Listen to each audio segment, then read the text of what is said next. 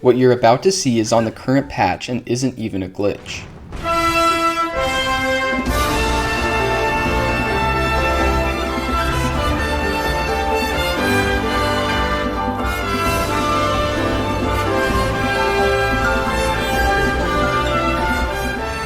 This is a trick that can be performed with just a couple of bomb flowers and a single rocket. This is the best new movement option in Tears of the Kingdom because it allows you to travel incredibly far distances in the air and get places extremely fast. This newly discovered rocket pulsing trick can completely change the way that you play the game, and today I'm going to teach you how to do it.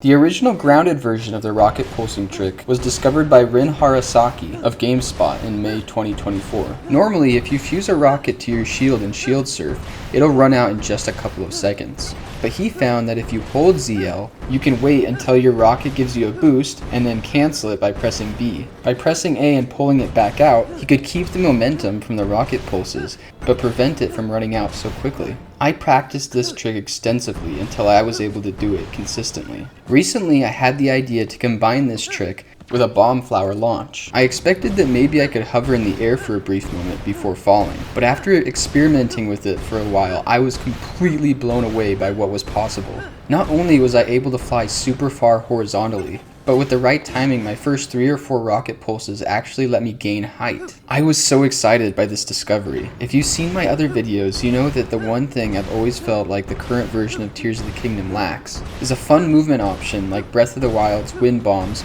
and bullet time bounce. And I'm happy to say that rocket pulsing is finally the answer to it. So let's go over how this trick is actually performed. I would recommend practicing the grounded version before you even try the air version. It's not too hard to do, but the timing is a bit strict, and you can easily lose all your momentum and fall to the ground if you mess up. For the grounded version, the first thing you should do is fuse a rocket to a durable shield. Then initiate a shield surf by running forward, holding ZL and then quickly pressing X and then A. You'll want to keep holding ZL for the entire duration of the trick. Your goal is to press B to cancel the shield surf as soon as you hear the rocket pulse or see the fire come out the back. And then as soon as Link begins putting his shield away, mash the A button so he quickly pulls it out again before hitting the ground. Repeat the cycle over and over for a smooth and stylish ride. Some common mistakes with this is pressing the B button too early before the rocket pulse happens, and forgetting to hold ZL the entire time. For the air version, start by fusing a couple bomb flowers to shields. Initiate a shield surf with the bomb flower shield. Immediately after it explodes, hold left on the D-pad to bring up the shield menu and switch to your rocket shield. It'll take a brief moment for the rocket to pulse, but as soon as it does, press B to cancel your shield, and then mash A to quickly bring it back out again. From here, it's exactly the same as the grounded version, except if you really want to maximize your height and distance, you need to practice the timing of your B and A presses. The faster you can put away your shield and bring it back out again without messing up, the farther you'll go. And if you want to add in a second bomb launch, hold the D-pad right before hitting the ground and switch to the bomb.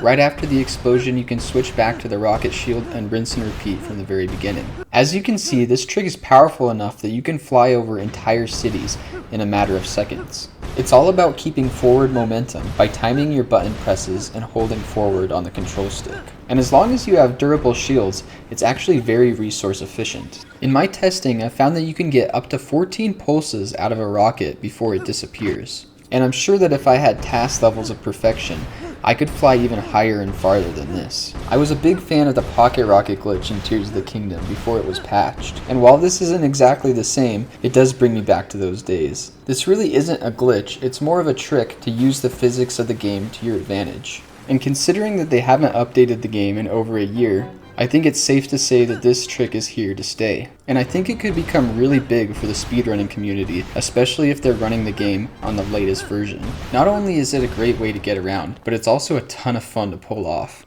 And it does require some actual skill. Now please enjoy this 1-minute montage of me rocket pulsing.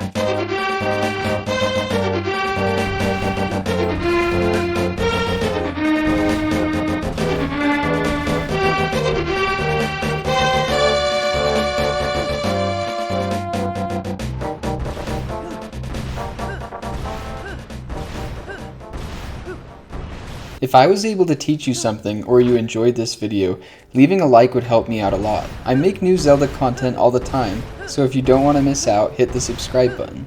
And if you have any trouble pulling this trick off, leave me a comment and I'll try to help you out. Thank you guys for watching, and I'll see you later.